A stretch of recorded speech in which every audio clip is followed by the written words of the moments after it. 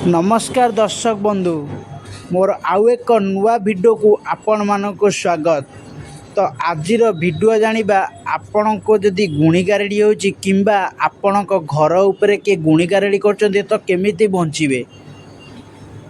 प्राय तो गुणिगारेडी विषय तो बहुत लोक बहुत कथा कहिदिबे, किंतु मु आज जो आपण को उपायटी कहबी सुंदर उपायटी कहबी, एही उपाय जदि आपण मानिबे आपण को घरे कौन सी गुणिगारेडी हब नाही कि कौन सी तंत्र मंत्र साध कौन सी किछि काम करिवो नाही।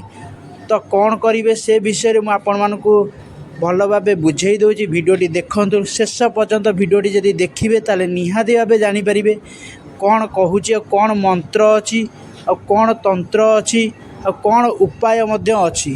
तो चलंतु स्टार्ट करबा आजिर वीडियो। दुईटी प्रकार मंदार फूल अच्छी सांग माने, गोटे नाली गोटे धला। प्रायतः समस्ते नाली धला मंदार फूल देखिथिबे आपण माने। तो ता भितरु दुईटी मंदार फूल को गोटिक गुणिगारेडी पेंका शुभ होता है। आउ सेई फूल मंदार फूल सेई रंग द्वारा आपण घर को गुणिगारेडी मध्य होता है। तो तार बढ़िया उत्तरटे मु आपण मानकु देबी। आपण माने वीडियोटी को शेष पर्यंत देखंतु। नाली आउ धला भितर पार्थक्य कौन अछि? नाली मंदार रे गुणी हुए नहीं सांग माने। गुणी हबार गुणिगारेडीर सठिक फूल होची धला मंदार। आपण माने प्रायतः धला मंदार समस्ते देखिथिबे जानिथिबे। धला मंदार होची गुणिगारेडी पेंका परफेक्ट फूल। एही फूल द्वारा गुणिगारेडी हेई परिबो। एही रंगर फूल माने धला रंगर मंदार फूल रे गुणिगारेडी हेई परिबो। आहाटू केमिति बंचिबे, गुणिगारेडी केमिति बंचिबे? जदि लागुची कि आपणकू किंबा आपणको घरे काहाकू गुणिगारेडी हेइची किंबा घर उपरे कोनोसी गुणिगारेडी हेइची तो कोन करिवे? प्रत्येक दिन आपण प्रत्येक दिन दुईटी लेखा मंदार फूल आनिबे, धला मंदार फूल आनिबे।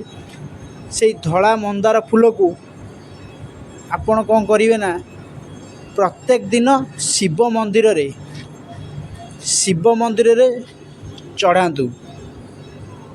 धला मंदार होची गुणिगारेर परफेक्ट मंदार, किंतु आमे जदि सेई मंदार को प्रभु महादेव को ऊपर डेली चढ़ेबे किंबा महादेव को लिंग ऊपर जदि चढ़ेबे, यह कौन सी गुणिगारेडीर काम हब नाही। यह मंदिर रे आपण चढ़ाई पारिबे, नचेत आपण को घरे ठाकुर पूजा करथिबा महादेव को ऊपर चढ़ातु। देखिबे कौन सी गुणिगारेडी काम दब।